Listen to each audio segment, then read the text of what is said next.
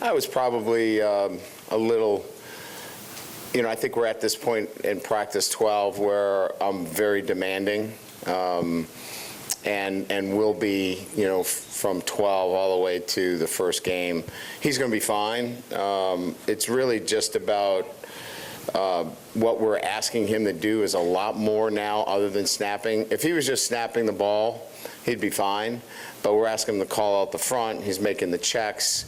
He's gone from playing, guard to center. And so this is a culmination now of all of that being, piled on.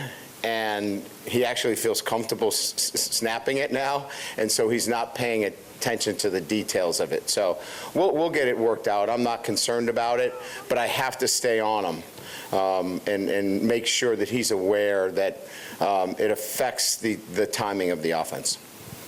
Yeah, Coach, along that line, do you think your first offensive line is settled? No.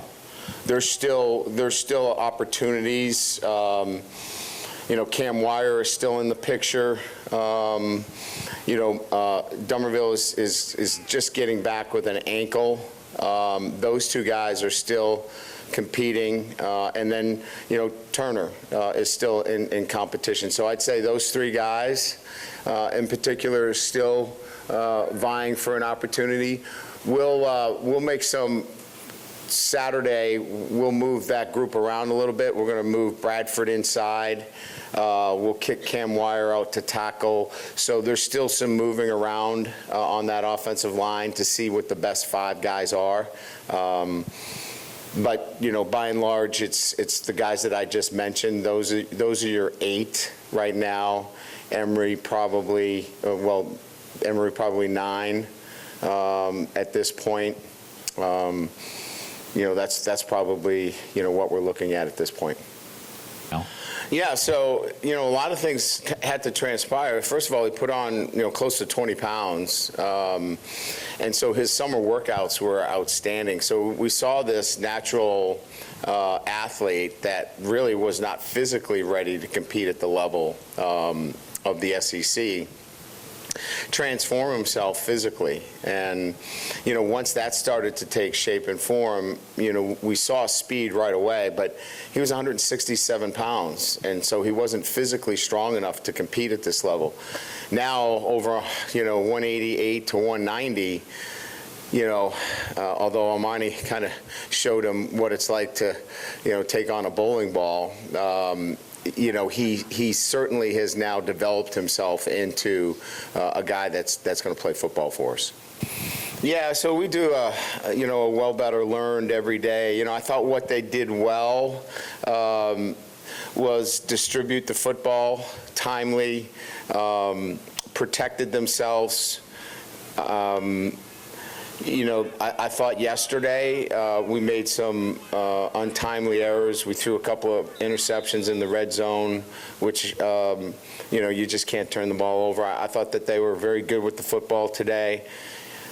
I don't like talking about managing because managing gets, a definition of, they're just, doing well enough to get by. They were smart with the football today. They made plays, and I thought did a really good job of operating. So I think in particular, I thought the ball came out of Daniel's hand really well today, especially off the RPOs. It was accurate. I thought Nuss made some really good reads off of zone read action, which has been one of the things that we've been working on. So in particular, those two things for each one of them.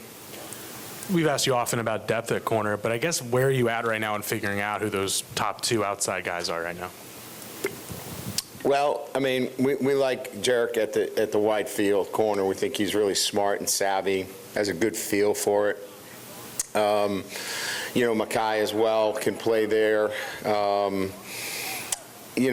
just think that we have interchangeable pieces there. The freshman's done a really nice job out there. I think we came into camp with a lot of uncertainties at corner, and I think, going into our 13th practice, I think we've got 6 corners that we feel that we can play, and that's a far cry from where we were, a few months ago. I didn't think he played early on with the physicality. It looked like he was still kind of feeling his way through it a little bit early on, but you can see he's starting to come on and playing, behind his pads with better vision, and I just think he's going to continue to feel better and more comfortable. I would like to see him take the swing out of the backfield, upfield. He tried to dance a little bit, but he's coming on. He's getting better, and I know he's feeling better about himself too in terms of just getting back into the fold, so to speak. So I think progress is definitely being made there. Yeah, Major is a smart and savvy player. He brings smartness to that defense in a sense. I don't even know if that's a word, but he brings a savvy to that defensive structure. He makes a lot of good calls. He communicates very well. He's a presence on that defense, and he'll be involved quite a bit in terms of what we do defensively because of that. He's around the ball. He's got really good ball skills. He's a tackler. But I think more than anything else, it's his communication skills, and he's a smart football player. I'm a head coach, right? So I never leave feeling good about practice because it's usually offense one day, defense the next. Yesterday, we threw 2 interceptions in the red zone. Our defense was great yesterday. Today, I think we moved the ball pretty good on offense, and it was probably more of an offensive day, but that's practice, right? And that's why I say we evaluate each day and don't walk away going, we've arrived, right? We made some progress today offensively. Yesterday we had a great day defensively. It's going to allow us to do a well, better, learn. What did we do well? What do we need to do better? And then what did we learn? From a defensive structure, it's the ability to play 4 down and 3 down. It's the ability to make it difficult to recognize who's coming off the edge, who's dropping into coverage, and bringing pressure. We want you to feel uncomfortable back there. And that's really the basis of the defensive structure, and then put really good players out there, and that helps a lot. Thank you.